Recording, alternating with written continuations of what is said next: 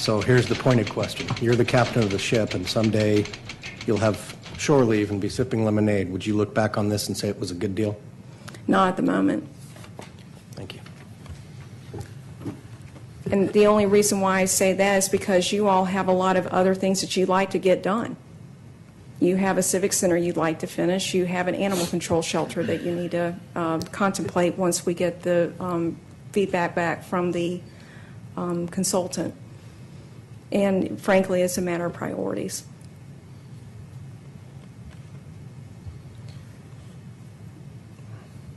Any other questions for Laura?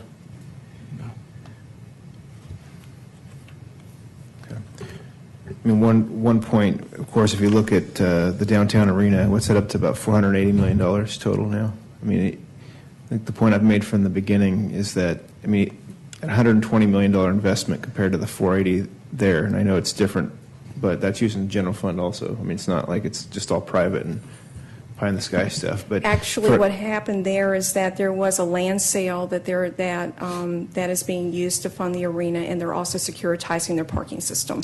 Understood, but as far as overall investment, $480 million to build an arena, that really, there may be some increased revenue, but you're relocating from one part of their city to another, so you're going to have a decrease in one part, increase in the other. I think nominal increase for a quarter of that, you would drive just almost as many people to an event center here. I just think it's important to point that out.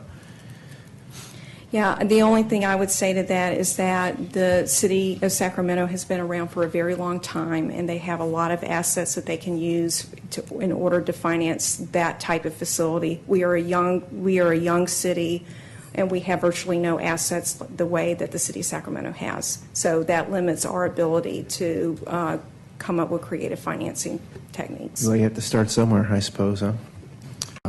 But I can't support a $4.5 million negative on this. Councilman Hume? Those are my thoughts exactly. I think what we need to do is end the exclusive negotiating agreement to free them up to be a little more nimble, to free us up so that we're not chained to one party, because I know in talking with some of the folks from the Warren Smith, the Republic FC group, I mean, they have a team infrastructure in place. They're building a fan base. They just seem to be out of the starting gate a little faster. So, I mean, that's not to say they're any better or any further along, or that either you're going to be more successful or less successful, but I think we need to unhitch our star from that wagon at this point and realize that there are other priorities that we can focus a good chunk of money toward every year than funding a professional stadium. You know, we essentially have, to me, there's a lot of potential here. Elk Grove was chosen for a reason because of the large soccer registration with our kids, 7,000 kids playing youth soccer in our proximity to the Central Valley. So I support going forward and still working on it. I think there's always some risk, but the potential is enormous.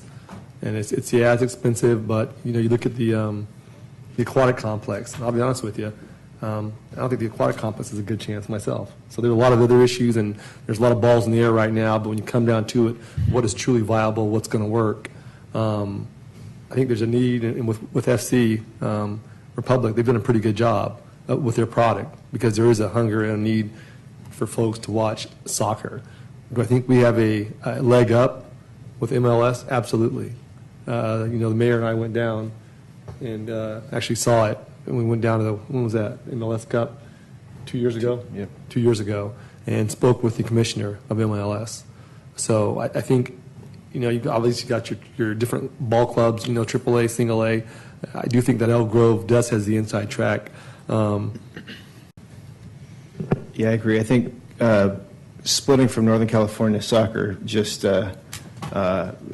cements that the stadium won't be in Elk Grove. I mean, that's what happens then. I mean, the reason we have an opportunity to potentially kind of force Warren Smith's group to our table is because we have that inside track. And I think it's no harm in continuing the conversation, the relationship, but focusing on the youth fields for now.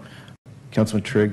Yeah, my feeling on this is I really don't want the stadium to come in the way of our ability to go ahead with the other priorities, particularly the soccer fields and the tournament fields. And I'm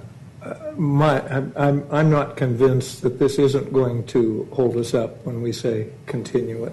I think that's kind of saying nothing. in my judgment. That's like no decision. And I think we're at a point where we do need to make a decision, and I think I, for one, am very interested in the other priorities we're talking about. I certainly don't want to wait any longer to be able to go ahead with the tournament fields for our kids. Mr. Mayor, Patrick. I'll put forward a motion to I've got one more direct staff comment. to, what? I got one more comment. Okay, well, let me go ahead and make my motion, and then you can second it for discussion. Make a motion to direct staff to end negotiations of the ENA. I'll second it. Okay, looks like we have a second. So, Councilman Detrick. Yeah, just to be 100% clear, I've been clear from day one that the goal is to be net zero to the cost of the city. I have no problem with increased revenue that's brought in that we share with the partners, but not to use our general fund as a subsidy. So the goal is to be net zero. I see a representative from NCS in the audience, and he's heard me loud and clear over the last couple of years. So when you take that back to your team, and if you're going to consider partnering with Warren Smith or any other group of people, please keep that in mind. And I would say, we've gone this far since 2011. We're here in 14 now, and let's give it another 8 or 12 weeks and see how it shakes out. Like I said, we go ahead with the original motion to continue negotiations. You're still on track to get those fields under contract or purchase the fields, the tournament fields. And if it shakes out, it shakes out. If it doesn't, it doesn't. But at this point, I don't see what going forward for another month or month and a half, what damage that does or doesn't do. Yeah, there's no cost, and it doesn't delay the land acquisition in any way. So, Yep. So those are both arguments against the motion. I'm going to agree. I'll be against the motion. Do we want to have a vote on that? I'll do a substitute motion that we continue negotiations with NSC with the parameters that we've already discussed, and continue towards purchasing of the land with or without the soccer stadium there, but where we have definitely enough to do our sports complex. Second. Okay, any comments or discussion on the substitute motion? Okay, all those in favor? Aye. Opposed? No. No. So three ayes, 2 opposed, any abstentions? Okay, substitute passes, so I think the original motion is dispensed with, right? Okay. All right, anything else on this?